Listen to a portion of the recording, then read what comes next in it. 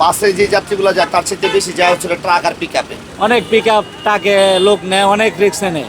ওরা এই রোডের মাঝখানে দাঁড়া করে যাত্রী উঠায়। এই আপনার উল্টা পাল্টা গাড়িতে পড়ে যায়, টাকাতে কিন্তু লোক পড়ে মরে। আর আমগর গাড়িগুলি হলো আপনার যদি ঝাঁকি ঝুঁকিও লাগে তো যাত্রীর ক্ষতি হয় না। কারণ ওদের কারণে মনে করেন আপনার এই জামগুলো সৃষ্টি হয়েছে। কিন্তু আমরা তো মনে করেন আপনার সারা তো জামটাম ঢেলে পরে ক্লান্ত বাসায় যায় ঘুমাইছি করলাম ফ্যামিলির সাথে। এখন আল্লাহ দিলে গাড়ি নিয়ে বেরিয়েছি। প্রচুর রিক্সে থাকে ভাই। আপনি দেখেন আমি গাড়ি নিয়ে যাইতেছি গত 5 দিন গাড়ি নিয়ে যাইতেছি, বাচ্চা ছোট বাচ্চা মনে করেন আপনার গরমে অস্থির হয়ে গাইমা যেতেছে, বমি করতেছে। মনে করেন ফ্যামিলি এটা ভালো জানে যে তার বাচ্চা কাছে সে কীভাবে করবো। কিন্তু আমার কাছে দেখে খারাপ লাগতেছে যে আপনার ভাড়া তো আমার বাড়তি না, বরঞ্চ আমার থেকে 100 টাকা কমে সে যেতে পারতেছে ট্রাকে করে।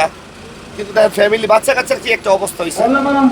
বাচ্চা কাচ্চা মনে করেন আপনার রোদে মনে করেন আপনার ট্রাকের উপরে তো ছাদ নাই, ভিতরে ফ্যান নাই, এটা হলো বড় কথা। সারা রাস্তা ওইভাবে যেতে হয়েছে, বৃষ্টি হইতেছে, বৃষ্টিতে ভিজতেছে। এখন মানুষ কি মনে করে বোঝেন না যে একটু কমে যেতে পারলে সাশ্রয়, এটাই। কেউ কেউ আছে ঢাকা ঈদ করে শখ করে, কেউ আছে বাড়িতে ঈদ করে। বাড়ির যারা করে ওরা তো যায় গিয়া, আর যারা ঢাকা ঈদ করে এখন যাইতেছে বিকাল পর্যন্ত চাপ হবে আর কি। প্রতি বছরই এরকম হয়। আরেকটা বিষয় যেটা একটু জানতে চাচ্ছি ওইটা হচ্ছে প্রতি বছর আমরা দেখি যে ঈদ আসলে যাত্রীর চাপ অনেক বেড়ে যায়। জি। পিক আপ ট্রাকে করে অনেকে যাতায়াত করে, তাদের সুরক্ষাটা কতটুকু থাকে বলে আপনি মনে করেন? তাকে তো নিরাপদ না, তাকে নিরাপদ না। আগলা বৃষ্টি এই আপনার উল্টা পাল্টা গাড়িতে পড়ে যায়, তাকেতে কিন্তু লোক পড়ে মরে। আর আমগর গাড়িগুলি হলো আপনার যদি ঝাঁকি ঝুঁকিও লাগে তো যাত্রীর ক্ষতি হয় না। আমরা ওইটা দেখেও না চালাইছি আর গুছ গাড়ি গেট লোক, এটাই আর কি। যারা ওই ধরনের যাতায়াত করে তাদেরকে কিছু বলতে চান কিনা এসব যাত্রীদের উদ্দেশ্যে? সময় একটু বেশি লাগলেও ভালো গাড়ি দেয়া, একটু লেট করে যাওয়া ভালো। দেখা গেছে আমগরে দিকে একটু লেট হয়, আসতে যানজট থাকে। কিন্তু ওনারা করে কি একটু লেট হলে ওই যে গাড়ি ভাঙ্গা একটা পাইলে হয়েছে, টাক পাক আর যাই পাক, জীবনের কোনো নিরাপত্তা বুঝে না। ইনশাল্লাহ খুব ভালো ঈদ গেছে, কোনো শৃঙ্খলা নাই। এখান থেকে যাত্রীও খুব সুন্দরভাবে গেছে। ভাড়াও সীমিত ভাড়া, সরকার যে ভাড়া নির্ধারিত করে দিছে এই ভাড়াই গেছে। এর চেয়ে ভাড়া বেশি নেওয়ার কোনো ইয়েও নাই, ন্যায়ও নাই।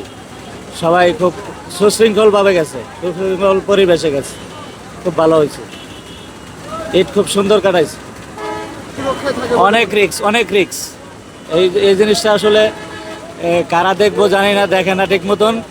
অনেক পিক আপ টাকে লোক নেয়, অনেক রিক্সে নেয়। এই যে ঠেলা ধাক্কা নেয় আবার নামায়, ঠেলা ধাক্কা নামায়, এটা মানে অনেক রিক্স।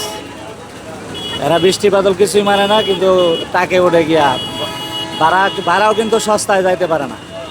ভাড়াও ওই বাসের ভাড়াই যায়। আর ভাড়া তো বাসের ভাড়া তো নির্ধারিত করে দিচ্ছে সরকার, ওই ভাড়াই বাস এবার ভাড়া মারছে। কেউ কোনো সিন্ডিকেট করতে পারেনি। এই সব দিক দিয়ে ভালো হয়েছে।